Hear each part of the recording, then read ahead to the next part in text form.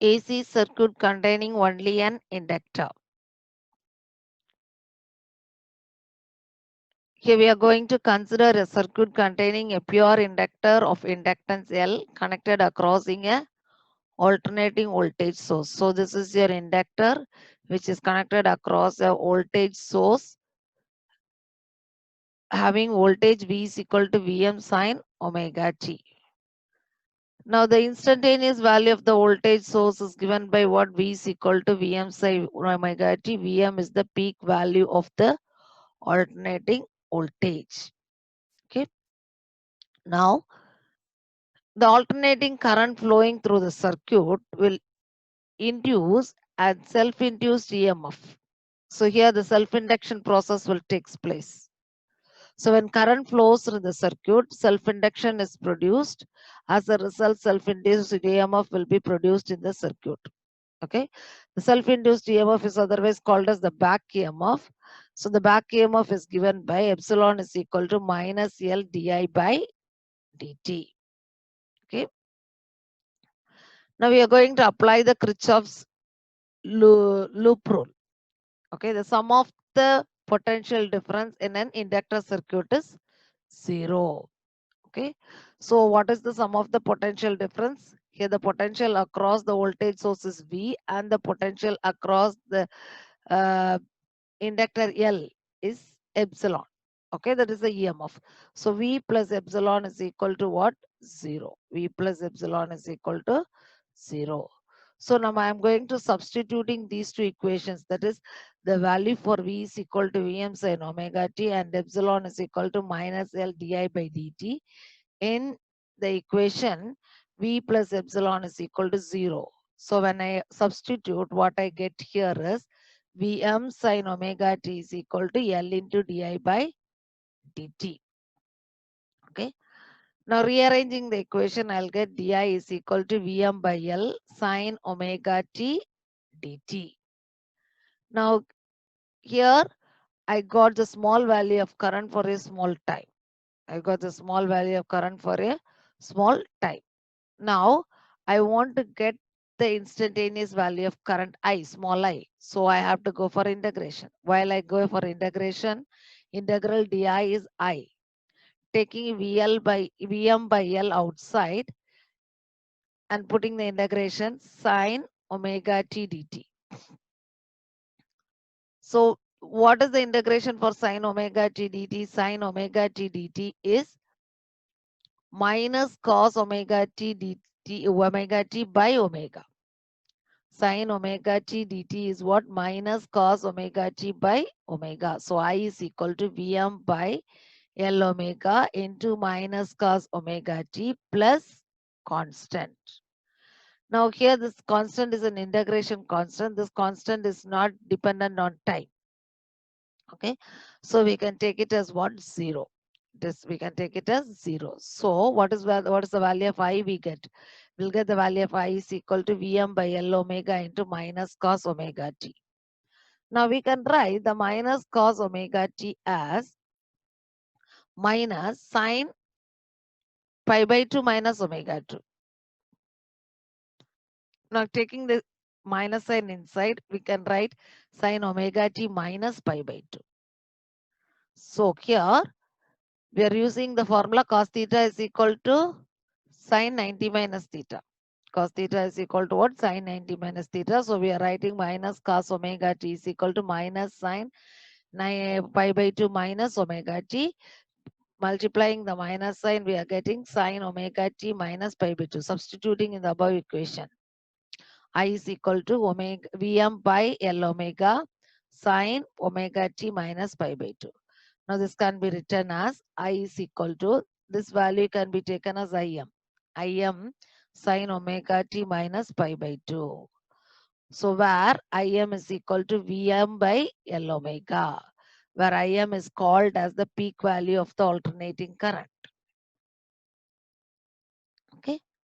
Now we can take these two equations, that is V is equal to Vm sin omega t, which is the instantaneous value of the alternating voltage, and we are taking the equation for the instantaneous value of the alternating current I is equal to Im sin omega t minus pi by 2, we can see equate the phase angles. So here the phase angle is omega t, here the phase angle is what? Omega t minus pi by 2. So there is a change in the phase between the voltage and the current. Now this is minus pi by 2. So here the current is lagging behind the voltage.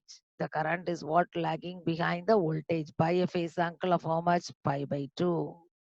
Or you can say that what? The voltage is leading the current by a phase angle of what? Pi by 2.